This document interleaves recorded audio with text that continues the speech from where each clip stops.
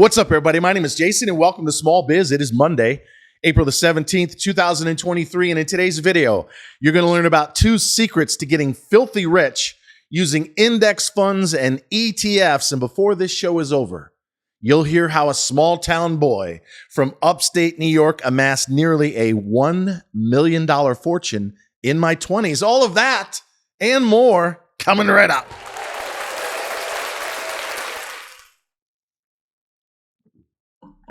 I hope everyone had a fantastic weekend. I, of course, spent the majority of it partying because I turned 53 years old on Thursday.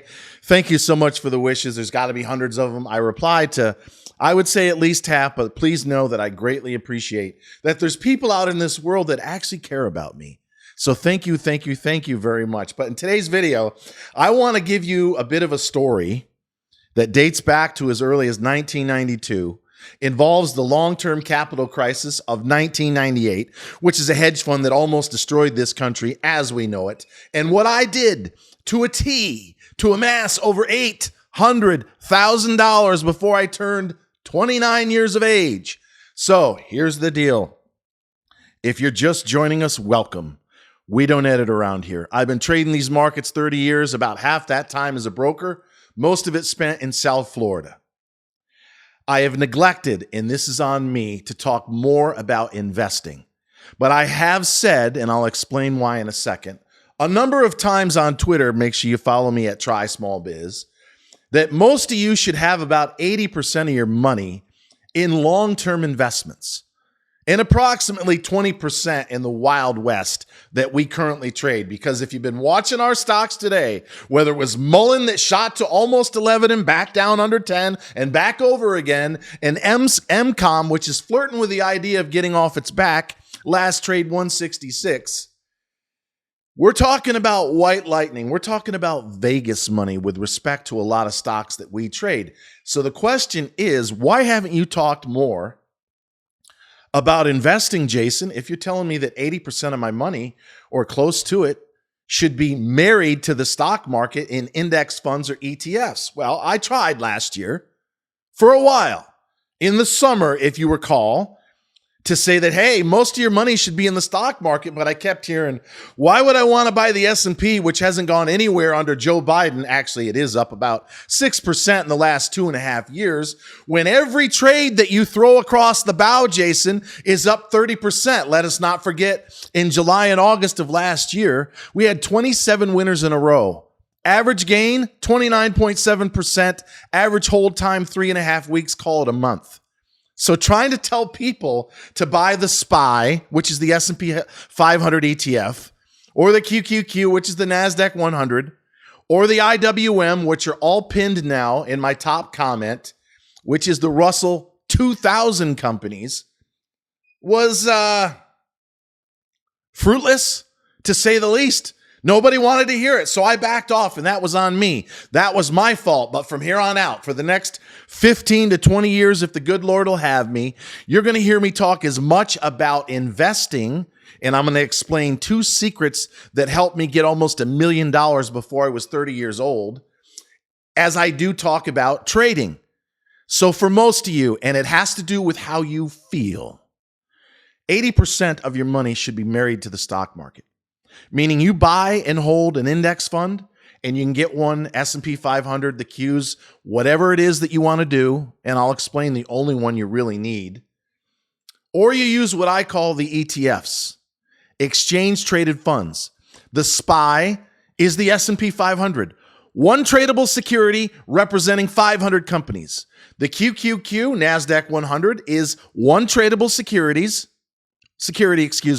last trade 317.50, representing 100 companies. And the IWM, the Russell 2000, is one trade, one tradable security, last trade 178.5, representing 2,000 companies. Now, quickly, why do I like ETFs, exchange traded funds? Because I can get access to them at any time. If you're buying a mutual fund or an index fund, you have to pay the closing price at 4 p.m. If I'm buying QQQ, SPY, or IWM, I can buy before the market opens. I can buy during market hours. Or as we go into earnings season, let's say we're slightly overbought right now and starting to roll over, showing signs of it. Let's say that companies start to warn that the credit crunch is going to affect earnings in the next couple of quarters. And we start coming down, which would actually be healthy. Well, I can step in after hours and buy SPY or the Qs, a percent and a half, or even 2% lower than the closing price at 4 p.m. But most of you don't have enough discipline to do the two things that I'm going to tell you. So you might be better off in an index fund. So let me paint the picture, and then I will share 2 secrets to getting filthy rich with me over the course of the next 10, 15, 20 years. I left upstate New York. I was born in Buffalo. I grew up in a small town of Antwerp, around 3,000 people. My high school sweetheart, I was in college at the time, cheated on me, and I was heartbroken. And it was May, and I won't use any names or give too many details, but my sister comes up to me as I'm crying in a puddle of tears and says, hey, her late husband, rest his soul, we're going to move to South Florida and start a new life. And I had never seen a palm tree in my entire life. So we packed up my 1988 red LeBaron with the spoke rims that clicked when you were driving down the road. And we drove nonstop after my Uncle Bob, God bless Uncle Bob, he's doing well, pushing 70 years old. He gave us $1,000. And that got us to a trailer park in Orange City, just outside of Daytona Beach. And at the time, I was collecting unemployment because I was selling life insurance at MetLife, ironically, for the father of the girl that I was dating who cheated on me. So I wouldn't be here today if it wasn't for that. So God bless the family. I know she's doing well, living out west. I'm in Atlanta, Georgia. So I partied nonstop for about 3 months in Daytona Beach. I had the time of my life. And I can remember the first time I saw a palm tree pulling into that trailer park at about 6:45 in the morning, and I was in awe. But then I got out of the car, and it was like 9,000 degrees at 7 o'clock in the morning. And I remember sitting on this chair as my brother-in-law was turning the water onto the trailer going, is this how hot it normally is in the morning? I'm talking about sweat rolling down your back. And if you've ever been to Florida or lived there, you know exactly what I'm talking about in the heart of the summer. It's absolutely brutal without air conditioning. So I digress. We goof around in Daytona Beach for a few months. Then my brother-in-law comes in, and I was sleeping on an air mattress. And I remember I rolled over that morning. It was like, brr, brr, like when you rub a balloon. Brr, brr, brr. Yeah, I was really from humble beginnings, ladies and gentlemen. And he's like, we got to get out of here. We got to go south where the jobs are. I said, okay. So we pull into Pompano Beach, get off the exit. It was a Hampton Inn. We went down to the local Burger King, got dinner, sat on the floor, and started dreaming. A couple of days later, it was a Tuesday. I got an apartment in a complex called Windward Lakes. The manager was Pamela. I don't think she still works there, but I talked her into not charging us the security deposit. And there we were on our carpeted floor, smelling like turpentine, but just happy as a pig in shit to be there. I got my stockbroker's license within 2 or 3 weeks after I met a guy at a Baja Beach club. And he says, man, you got quite a gift of gab. You want to be a stockbroker?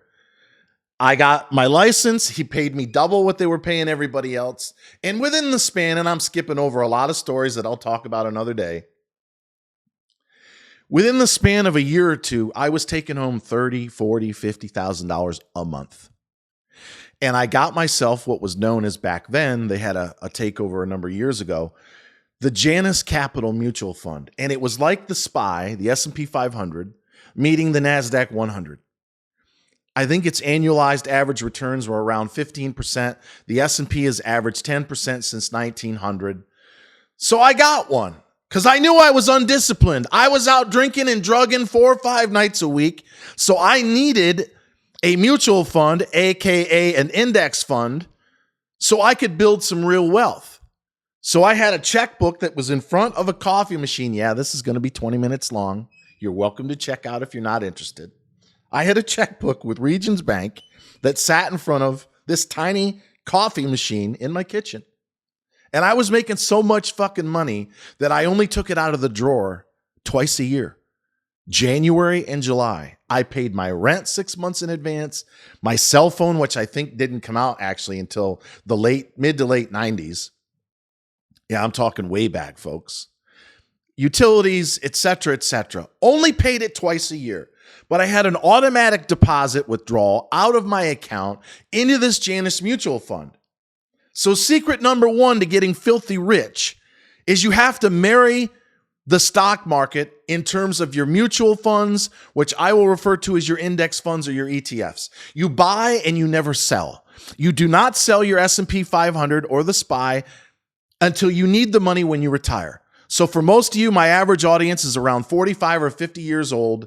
You need to go out tonight, if you don't have some already, and buy the SPY, even if it's one share. And yeah, it may come down a little bit, but get it on paper. Establish yourself with secret number one that you must marry your mutual funds. You must marry your ETF. You must buy it and never sell it. Never, ever, ever sell your mutual fund / index or ETF until you need the money 15, 20, 30 years from now. Secret number two, and this is what really blew my mind, is in bear markets, you must double and triple up. In fact, I'm going to piss off most financial planners. Again, I used to be in the business, wealth managers, etc. You need only one security. Only one for 80% of your portfolio. And that's the SPY. And if you don't have enough fucking discipline to add every month, especially when the markets are going down, then you get an S&P 500 index fund, lowest cost. Every brokerage firm has it. That's all you need. You've got 500 companies, which is plenty of diversity. The key is, number one, you marry it. You buy those SPYs, you buy that S&P 500 index, and you never sell it. Because when it comes to secret two, as an investor now, you must get really excited during down markets. And I really blew it by not drilling this home over the last 6 months to a year. If Morgan Stanley, I believe his name is Mike Wilson, is right, and we actually drop 1,000 points by the end of August, and that's what he's been calling for now for months, you're talking about a 25% free fall from here at almost 4150 on the S&P.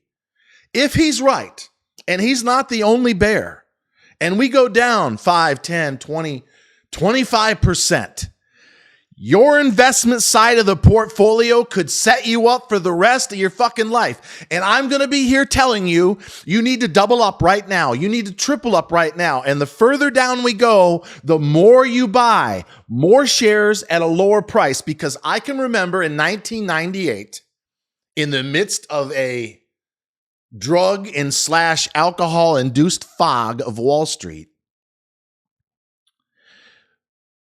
long-term capital was a hedge fund and it blew up. And it put the entire country at risk. In terms of that versus Lehman, it was bigger. Alan Greenspan at the time came in with a bazooka. I believe there were 13 banks in total that put up billions of dollars to prevent what would have been a massive derivative risk that could have wiped out capitalism as we know it. It was absolutely huge. But I took that checkbook out of that drawer the same day. And I can remember watching the news and Alan Greenspan was dry as a bone. You think Ben Bernanke or Janet Yellen are dry? Alan Greenspan, if you've been around as long as I have, I mean, he could put you to sleep. And I pulled that checkbook out. And at the time, I was sending in $10,000 a month. I wrote a check, $40,000, 2 days after long-term capital. And I sent it in and I got lucky and I bought damn near the exact low in early November of 1998. And if you know your stock market history, it was straight up for the next 18 months. And then I believe the builder's name was Charles Watt, Stephen Charles. I shouldn't say his name, but I went to his trailer in March of 2000 in Delray. And he was a big options guy. What ultimately destroyed moi in 2008. And he and I were going back and forth, and I said, I don't want to put down $300,000 or $400,000 or $500,000 to build this house. And he was telling me why I needed to do it, why it was smart to go bigger than 10 or just 20%. So I finally did. And through the grace of God, I got out literally at the top in March of 2000, because that was the beginning of over an 80% free fall demolition in the NASDAQ. And that touched off 7 years of total debauchery. And there's probably 15 videos there. A number of famous people that I partied with that you won't even believe. I'll give you just one example. Pete Rose, who lived right next door to me. Not the same community, but the next one over. I'm at a gas station one day, and my buddy Anthony was sitting in the car, and I'm waiting for the gas to be pumped. And all of a sudden, these forearms come down on my car. And it looked like somebody's quads. And I look up, and it's Pete Rose. And I was like, used to meeting people like that. So I go, oh, hey, Pete. And the more I ignored him, the more interested he became in the car. I had a Z8 Roadster. Was it a Z8 or a Z4? Not the tiny little Z3. I'm talking BMW. I had the 760 V12, a 28-foot power play with twin 502s. That's a speedboat. I was living La Vida Loca, way over my skis, spending every dollar that I could possibly make.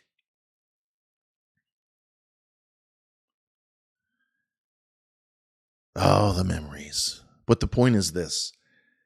I never would have been able to meet Pete Rose, Cal Ripken Jr., who I used to sit down and have coffee with in Boca. I mean, I could go on and on. It's not about the name drops, but boy, do I miss those days, to be honest with you. I don't miss the debauchery because it was way in excess. And I would be much better off if I'd have saved just a sliver of what I blew, chasing women and wine. But if you've ever had any taste of wealth and you've been to the creme de la creme of the after hours or the parties or the yachts or the speedboats or the poker runs, and I could just go on and on and on, and some of you are tuning out. But my point is this. I would have never amassed that lifestyle. I would have never been able to experience something that most people will only ever dream of if I didn't marry that Janus mutual fund. And on the very next day or two of the long-term capital debacle, I went not once, not 3X, 4X in. And I kept that up for, I think, 2 or 3 months. So I put almost $100,000. And for me back then, that's huge money, into that one mutual fund. And you only need the S&P 500 or the SPY right now. What most people don't do, because the average return since 1900, get back on track, Jason. I'm living in the past at the moment, is 10%. But you get rich, you outperform, you annualize at 15 to 20% when you take advantage of bear markets. So in closing, you had to be there. You had to be there. I know I've got to do some videos to get real in the weeds as to what happened a number of times, how I almost lost my life out on the water and what that involved. It was an incredible time in my life. But if I'm to be honest with you guys, and I wasted so much money and brain cells, and I'm lucky to be here. But what I'm going to drill in your head for the next 20 years and maybe beyond is you got to marry your mutual fund / index or ETF. All you need is the SPY. If you want more leverage, you get the QQQ or the IWM. I like the ETFs. If you don't have discipline to pull out X amount of dollars every month and put it into a stock, which is basically a mutual fund, then get the index at your local broker. And get prepared. Get it through your head. I want you to sit there tonight, meditate, go out and play with the kids, lay in the yard, drink a beer, do whatever it is to unwind. And I want you to get it through your head that if we go down, and you normally get a bear market every 2 to 2.5 years, you need to get excited. That's where most of your money is, 60, 70, or for many of you, 80% of your money. So if we go down and you double up, you triple up, you stop buying expensive cuts of meat, or the most expensive booze. You get rid of the ridiculous habits like vaping, or God forbid at this age, if you're doing any drugs, and you plow it in as the market goes lower and lower and lower. And anyone who's amassed millions or even billions of dollars will tell you, you get rich during bear markets. You don't get rich during a bull. You get rich based on what you do in a bear market. So you marry that mutual fund or ETF and you double and triple down in down markets, bear markets. And when you wake up with me by your side, 10, 15, 20, 30 years from now, because some of us are going to live to be 100 years old, I intend to, you're going to have millions of dollars, even starting with 100 or even 200 bucks a month. It's been proven. It's what you do in down markets that will make the difference. So until next time, always remember that I love you guys and gals, and thank you so much for watching. Oh, the debauchery.